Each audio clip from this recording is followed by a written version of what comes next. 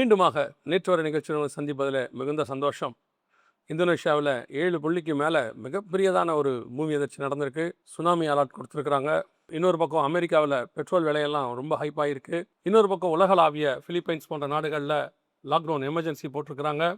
அதுபோல் காரியங்கள் கொரோனாவுக்கு ஏற்ற காரியங்கள் நடக்க வாய்ப்பு இருக்குதுன்னு சொல்லி தலைவர்கள் எல்லாம் அனௌன்ஸ் பண்ணியிருக்கிறாங்க.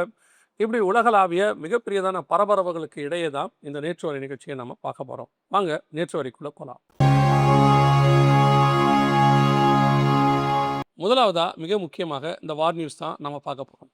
இந்த தேர்ட் வேர்ல்டு வாராக இது இருக்குமா அப்படின்றதான ஒரு வாதம் எல்லா வலைத்தளத்திலையும் பார்த்தீங்கன்னா நாடுகள் மத்தியில் பிபிசியில் எல்லாம் பேசிக்கிட்டு இருக்கிறாங்க. ஆனால் இதுக்கு நடுவில் புதின் சொல்லியிருக்கிறார், விளாடிமிர் புதின் சொல்லியிருக்கிறார், ரஷ்ய அதிபர் சொல்லியிருக்கிறாரு, நாம் 3ஆம் உலக யுத்தத்தில் இருக்கிறோம். அவங்களுடைய நாட்டின் அஃபிஷியலாக அதை அனௌன்ஸ் பண்ணியிருக்கிறாங்க, நாம் 3ஆம் உலக யுத்தத்தில் இருக்கிறோம் அப்படின்னு சொல்லி. அது மட்டும் இல்லாமல் ஒரு வார்த்தையை சொல்லியிருக்கிறாரு, இந்த வாரம் ஆரம்பித்தவங்களுக்கே தெரியாது இது எங்கே போய் முடியும், எப்படி பண்ண போகுது அப்படின்னு சொல்லி. அமெரிக்க அதிபர் சொல்கிறாரு 3 வாரத்துக்குள்ளே ஈரானை நாங்கள் முடிச்சிருவோம் அப்படின்னு சொல்லி. ஆனால் போகிற போக்கு அப்படி அல்ல. இந்த வார் வேறு பரிமாணத்துக்குள்ளே போய்கிட்டே இருக்குது. மிகப்பெரிதான ஒரு அழிவை நோக்கி, உலகளாவிய அழிவு. இப்போது நாங்கள் இந்த நேற்று வரை எடுக்கும்போது கூட குவைத்தோடைய இன்னொரு ஆயில் காரியத்தை அவங்க அடிச்சிருக்கிறாங்க. அதே மாதிரி ஈரானுடையதான நியூக்ளியர் சைட்ஸ் பாதிக்கப்பட்டிருக்கிறது. இஸ்ரேலில் நியூக்ளியர் சைட்டை அடிச்சிருக்கிறாங்க. இப்படி இந்த வார் அடுத்த எக்ஸ்டென்ஷனுக்கு தான் போயிட்டே இருக்க ஒழிய முடிகிற மாதிரி வரல. இதுக்கு நடுவில் யூரோப்பாவுக்கும் அமெரிக்காவுக்கும் நடுவில் ஒரு சின்ன விரிசல் ஏற்பட்டிருக்குது. இது எதிர்பார்த்தது தான்.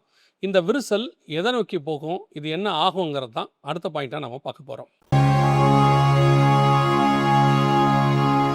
இப்போ ஐரோப்பா நாடுகளில் பெரும்பான்மையான நாடுகள் தங்களுடையதான ஏர்பேஸை பயன்படுத்தக்கூடாதுன்னு சொல்லி அமெரிக்காவுக்கு சொல்லியிருக்காங்க ஈரானுக்கு எதிராக. இந்த நாட்டோ நாடுகளுக்கு கடந்த 80 ஆண்டு காலமாக 1943களுக்கு பிறகு அமெரிக்கா தான் மிகப்பெரியதான பாதுகாப்பாக இருந்தது.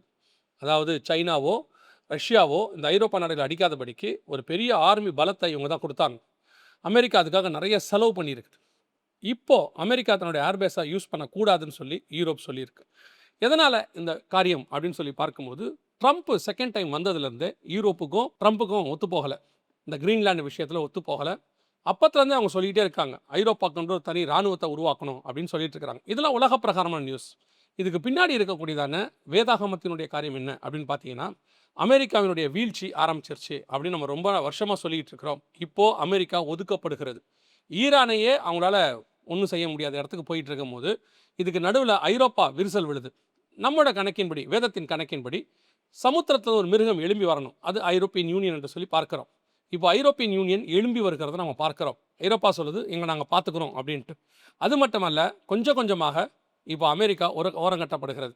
இதனுடைய விளைவு என்ன ஆகும் அப்படின்னு பார்த்தீங்கன்னு சொன்னால், கண்டிப்பாக அமெரிக்கா ஓரங்கட்டப்படும் போது ரஷ்யா கொஞ்சம் தலை தூக்கும்.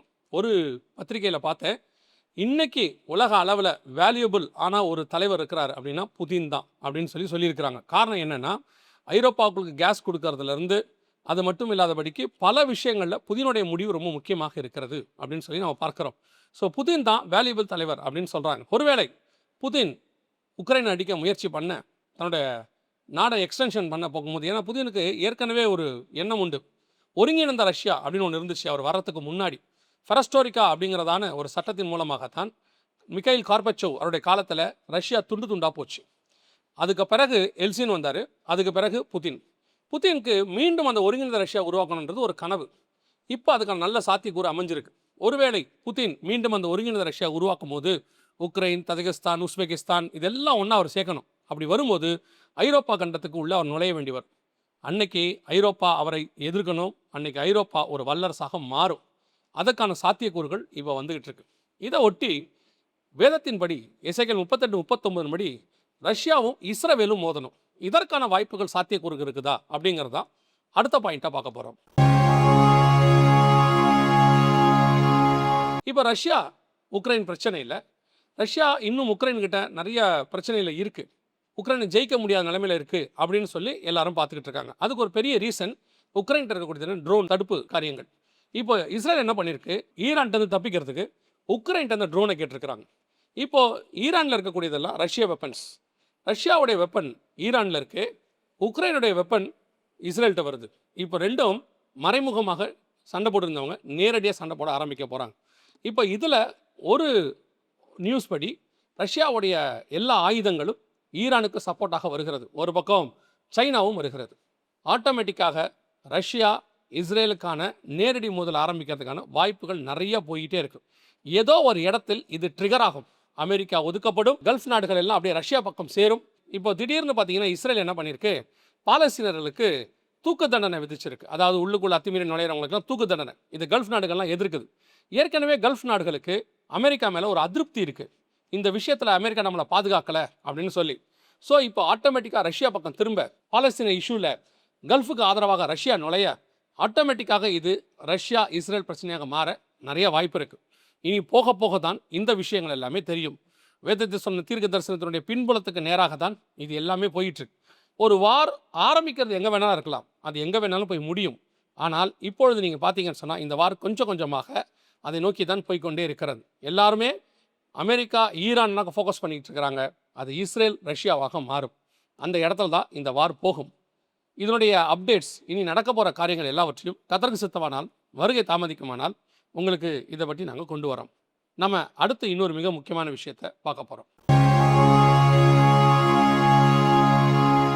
இவைகளுக்கு நடுவில் ட்ரம்ப் ஒரு மிக முக்கியமான சைன் ஒன்று பண்ணியிருக்கிறார். அது என்னன்னு கேட்டிங்கன்னா BISC அப்படின்னு சொல்லுவாங்க. அதாவது biological interference system of context. அப்படின்னா என்ன அர்த்தம் அப்படின்னு கேட்டிங்கன்னா, மூளையில் சிப்பு பதிக்கிறது. கொஞ்சம் ஈஸியாக சொல்லணும், உங்களுக்கு புரியும்படி சொல்லணும்னா 6G அந்த கணக்கின்படி அடுத்த டெக்னாலஜிக்குள்ளே போகிறோம். நம்முடைய மூளையில் சிப் பதிக்கிறது.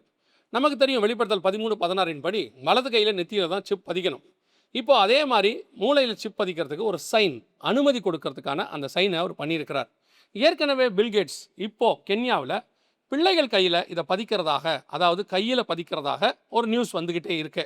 அது வேக்சின்காக அப்படின்னு சொல்லுவாங்க, அல்லது ஓவரால் எல்லாத்துக்கும் வேக்சின் சர்டிஃபிகேட் நம்ம வச்சுருந்தோம் இல்லையா, அந்த மாதிரி ஓவராலாக எல்லாத்துக்குமே இந்த ஒரு சிப்பை பதிக்கக்கூடியதான அந்த காரியம். அதை பில்கேட்ஸ் கென்யாவில் பண்ணிகிட்டு இருக்கிறாரு அப்படின்னு சொல்கிறாங்க. இன்னொரு பக்கம் இவர் இதுக்கு சைன் பண்ணியிருக்கிறார். ஏற்கனவே யூரோப்பியன் யூனியனில் என்ன சொல்லியிருக்காங்க அப்படின்னா, வேக்சின் பாஸ்போர்ட் அப்படிங்கிற மாதிரி எல்லாருக்குமே இந்த டிஜிட்டல் ஐடி இருக்கணும் அப்படிங்கிறதையும் சொன்னாங்க. இப்போ அதுக்கு ஒரு மேஜர் கையெழுத்தை தான் ட்ரம்ப் போட்டிருக்கிறார். ஸோ இந்த வார் முடியும் போதோ, அந்த வாருக்கு நடுவிலையோ மிகப்பெரிய பேண்டமிக் அல்லது இந்த வார் மிகப்பெரிய பேரழிவை ஏற்படுத்தும் பட்சத்தில் ரிமைனிங்காக இருக்கிற எல்லாருக்கும் இப்படிப்பட்டதான ஒரு ஐடி போடணும். அத்தனை பேரும் போய் ரிஜிஸ்டர் பண்ணணும், யார் இருக்கிறாங்க, அவங்க உடம்புல என்ன கிருமி இருக்குது, நியூக்ளியர் தாக்கியிருக்கா, இது எல்லாத்தையும் செக் பண்ணுறதுக்கு எல்லார் கையிலையும் இப்படி ஒரு சிப் போட வேண்டி வரும். இதை பற்றின அப்டேட்ஸை நாங்கள் இன்னும் உங்களுக்கு தரோம். ஆனால் எல்லாம் ரெடியாக இருக்கிறது. வெளிப்படுத்தல் 13, 16, 17 சொன்ன மாதிரி அடுத்த பேண்டமிக் ஒன்று வரப்போகிறது என்று பேசிக்கிட்டு இருக்கிறாங்க. WHO கூட அனௌன்ஸ் பண்ணியிருக்கிறாங்க.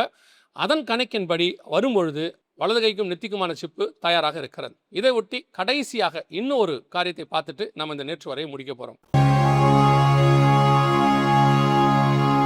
யூரோப்பியன் யூனியன் ஆஸ்திரேலியாவோடு தடையற்ற ஒரு ஒப்பந்தம் போட்டிருக்கிறாங்க. தடையற்ற வர்த்தகம் அப்படின்னு சொல்லுவாங்க. ஏற்கனவே இந்த வருஷம் இந்தியாவோட கூட அவங்க போட்டாங்க. அடுத்து ஆஸ்திரேலியாவோட போட்டிருக்கிறாங்க. அதாவது ரெண்டு பக்கமே டாக்ஸ் கிடையாது, ஏற்றுமதி இறக்குமதி பண்ணலாம். இது ஒரு வகையில் எப்படி இருக்குன்னு கேட்டிங்கன்னு சொன்னால், இரு நாடுகள் என்பதை விட இரு மாகாணங்கள் மாதிரி. இப்போ நீங்கள் பார்த்துருக்கீங்கன்னா, ஒரு மாநிலத்திலேருந்து இன்னொரு மாநிலத்துக்கு நீங்கள் லாரியில் எல்லாத்தையும் கொண்டு போவீங்க. ஒரு மாநிலத்திலேருந்து இன்னொரு மாநிலத்துக்கு கேஷுவலாக ட்ராவல் பண்ணிங்க. நடுவில் எந்த டாக்ஸும் உங்களுக்கு இருக்காது. பார்த்தீங்களா, இப்போ இந்தியாவிலேயே நீங்கள் தமிழ்நாட்டிலேருந்து போகிறீங்கன்னா காஷ்மீர் வரைக்கும் எல்லா மாநிலத்துக்கும் நீங்கள் தாண்டி போயிட்டே இருக்கலாம், வாகனம் போகும். ஆனால் எங்கேயும் நிறுத்தி இந்த மாநிலத்துக்கு நுழையத்துக்கு டேக்ஸ் கொடுக்கணும் அப்படின்னு மாட்டாங்க. ரோட் டேக்ஸ் வேறு, டோல் வேறு. நார்மலாக ஒவ்வொரு மாநிலத்துக்கும் ஒரு டேக்ஸ் கிடையாது. அப்படி ஒருங்கிணைந்து இருந்தால் தான் நம்ம இந்தியா. அதே மாதிரி தான் யூரோப்பியன் யூனியன் இருக்குது. 28 நாட்டுக்குள்ளேயும் எங்கே வேணாலும் ட்ராவல் பண்ணலாம். அப்படி ஒரு ஒப்பந்தத்தை இந்தியாவுக்கும் போட்டிருக்கிறாங்க, ஆஸ்திரேலியாவுக்கும் போட்டிருக்கிறாங்க. இப்போ யூரோப்பியன் யூனியன் எக்ஸ்டெண்ட் ஆகிட்டே இருக்குது. ஏற்கனவே இவங்க பல நாடுகளோடு போட்டுக்கிட்டே வந்தாங்க. இப்போ அவங்க பார்த்தீங்கன்னு சொன்னால் உக்ரைனை உள்ளே சேர்க்கறதுக்கான எல்லா காரியமும் செஞ்சுக்கிட்டு இருக்கிறாங்க. சுவிட்சர்லாண்டை உள்ளே சேர்க்க பண்ணிகிட்டு இருக்கிறாங்க. இப்போ ஆஸ்திரேலியாவோட கையெழுத்து போட்டிருக்கிறாங்க. ஒரு உலக அரசாங்கத்தை அவர்கள் உருவாக்குறார்கள். இந்த காரியம் நடந்து முடிஞ்ச பிறகு, யுத்தம் முடிஞ்ச பிறகு உலகளாவிய ஒரு வல்லரசு உருவாகணும். ஏற்கனவே பல தடவை இதை நம்ம சொல்லியிருக்கிறோம். அந்த வல்லரசுக்கு நல்லா கவனிச்சிங்கன்னா, ஒரு பக்கம் பொருளாதாரத்தில் யூரோப்பியன் யூனியன் இந்த தடையற்ற வர்த்தகம் ஒன்று போட்டுக்கிட்டே இருக்கிறாங்க. தானியேல் புஸ்தகம் 9:27 அவங்க உலகம் முழுக்க உடன்படிக்கை பண்ணுவாங்க அப்படின்னு இருக்கு. அந்த உடன்படிக்கை இப்போ போடப்பட்டு கொண்டே இருக்கிறது. இதை ஒட்டி அவங்க இராணுவத்தையும் ரெடி பண்ணிக்கிட்டே இருக்கிறாங்க. 42 மாதம் யுத்தம் பண்ணுவாங்கன்னு இருக்கு. அதற்கான ரெடியும் பண்ணிகிட்டு இருக்கிறாங்க. ஸோ நம் கண்களுக்கு முன்பாக கடைசி சாம்ராஜ்யம் எழும்பி ஆளுகைக்கு வருவதற்கான வேலையை செஞ்சுக்கிட்டு இருக்கு. அவங்கள ஆளுகையில் கொண்டு வந்து உட்கார வைப்பதற்கு தேவையான யுத்தம் ஒரு பக்கம் நடந்துக்கிட்டே இருக்குது. இதுக்கு உதவி செய்கிறதான மற்ற காரியங்களும் சுற்றி நடக்குது. இதெல்லாம் நடந்துக்கிட்டு இருக்கும்போது, இதெல்லாம் அவங்க ஆளுகையில் உட்காந்து அரியணையில் உட்கார்றதுக்கு நிமிஷத்துக்கு முன்னாடி சபையை மீட்க வருவேன் என்று ஆண்டவர் வாக்கு பண்ணியிருக்கிறார். இப்போ யோசிச்சு பாருங்க, அவங்கள விட நமக்கு டைம் குறைவாக இருக்குது. அவங்களே இவ்வளோ வேகமாக வேலை பார்க்கும்போது சபை எவ்வளோ வேகமாக வேலை பார்க்கணும். இப்போ இருக்கிற நேரம், இந்த அடையாளம், இதெல்லாம் உங்களுக்கு சொல்லப்படுவது சபை ஆயத்தப்படுவதற்கான நேரம் மட்டும்தான் இருக்குது. வேறு எதற்கான காரியங்களும் இப்போ இல்லை. ஒவ்வொரு நாளும் சபை ஆயத்தப்படணும். மணவாளனை சந்திக்கிறதுக்கு ஒரு மணவாட்டி எப்படி ஆயத்தப்படணும் அப்படி ஆயத்தப்படணும். இனி காலம் கண்டிப்பாக செல்லாது.